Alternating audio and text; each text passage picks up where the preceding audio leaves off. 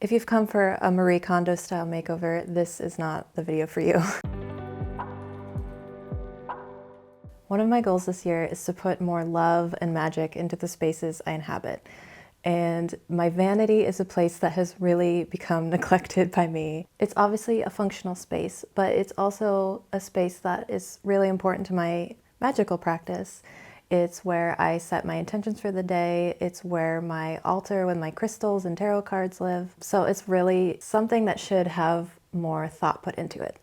And I want it to feel like when I open those doors that I'm surrounded by magic, and that's just not the case right now. The way I typically do spell work is really low key and intuitive. Usually it means setting an intention for the day. And the way I do that is I put on music that gives the right vibe for what I want to achieve that day. And as I'm putting my makeup on, I am visualizing what my intentions are and I'm aligning my thoughts to those intentions, and the music helps. So this is a place that needs to be a little bit more sacred for me to get more out of it. If you've ever had a big meeting and you get yourself a matcha latte because it helps you stay calm and focused, and while you're sipping that latte, you're visualizing the meeting, you're thinking about how you want it to go, that is a spell. That's all spell work is setting an intention and doing an action, either literal or symbolic, that helps you bring that intention into your reality. So all that to say, my vanity area deserves a little bit more respect from me. This is not a minimalist makeover. This is not a style over substance makeover. This space has to work for me.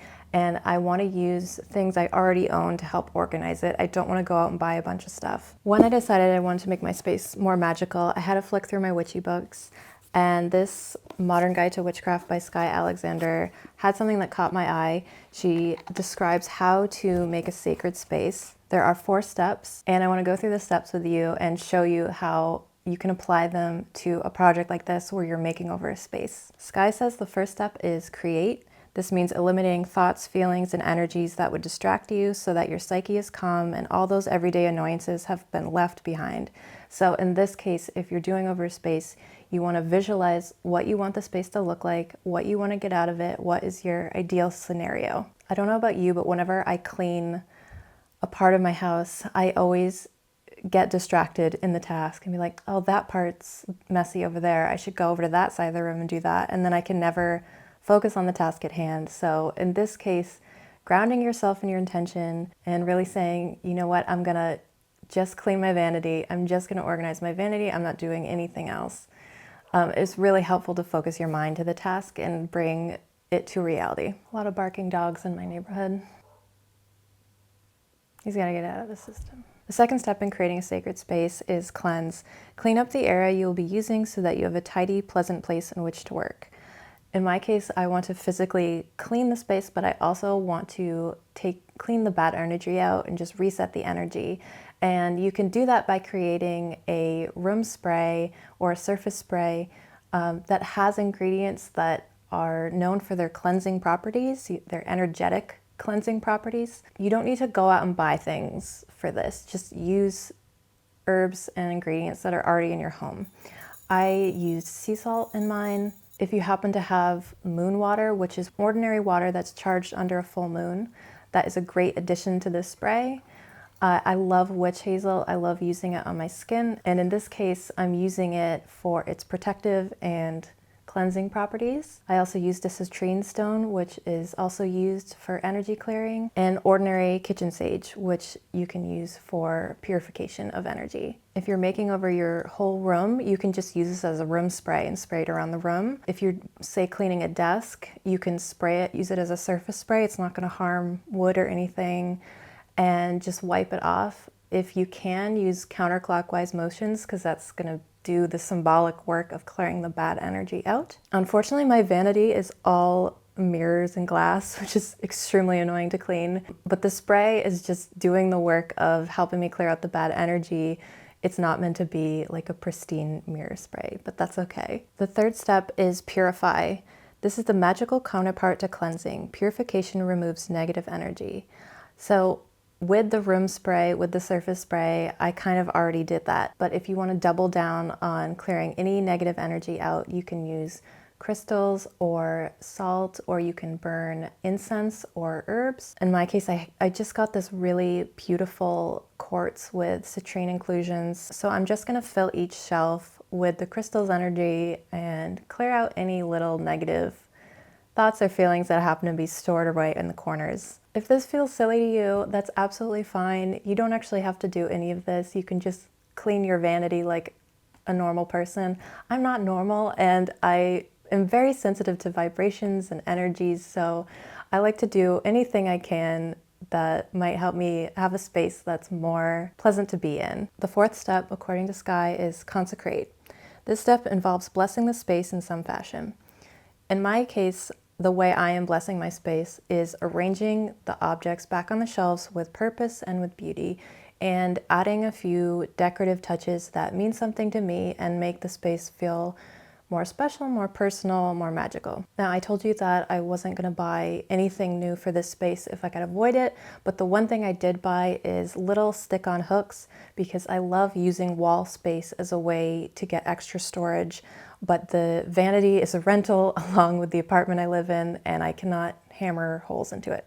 So we're gonna use these little removable hooks to allow me to hang some special things. When I was clearing out the space, I found a stack of Polaroids from my wedding. This was a day when I felt really beautiful and glamorous, so having this kind of energy in this space is really appropriate. I also have this eye jewelry display that has just been sitting on the shelf, unable to be hung up because I couldn't put a nail into the wall, but now that I have these little hooks, I'm gonna hang it up, and this is gonna get my necklaces out of a jumble on the shelf and hung properly like they deserve.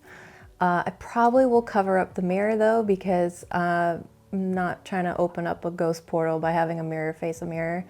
Maybe that's superstition, but I am a superstitious person. These are all the vessels I pulled out of the space. It's nice to have them together like this so I can quickly see what I have and reach for the right thing when I'm organizing.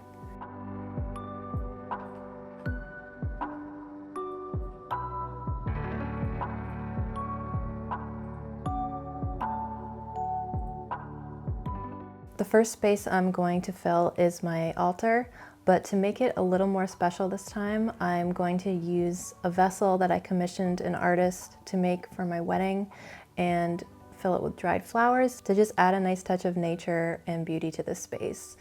I also put my tarot cards, my crystals, and little objects that have significance to me on my altar. The next shelf is for the makeup I wear every day. I'm not trying to reinvent the wheel here. I'm just keeping it in the organizer that it was in, but I'm elevating it onto a sketchbook just to give it some more height so I can have more room for other makeup on the shelf. I can't fit all of my makeup onto one shelf, so I'm gonna have to spill over to the one below, but instead of it just being random makeup like it was before, I'm calling this shelf Finishing Touches, and it's gonna have my setting powder, perfume, and lipstick. I wanted to incorporate some sea salt into my vanity somewhere because it has really great purifying, grounding properties. So I'm filling a little vessel with it, and I'm using it to hold my tiny little perfume samples.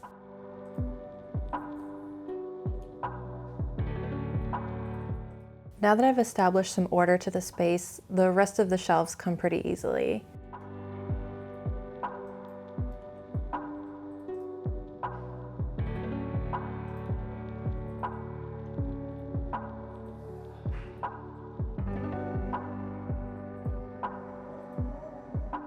There's just a few little decorative touches I want to add.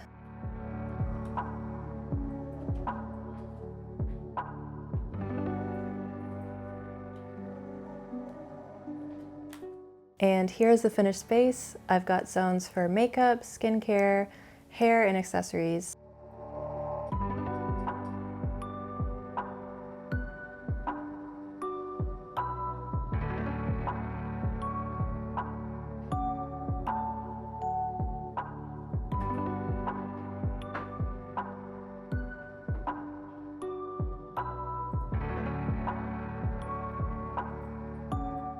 More functional than aesthetically pleasing, but so much more organized, so much nicer for me to be in, with some decorative touches that feel personal and special to me. It's definitely a work in progress. I think I need some art on the walls.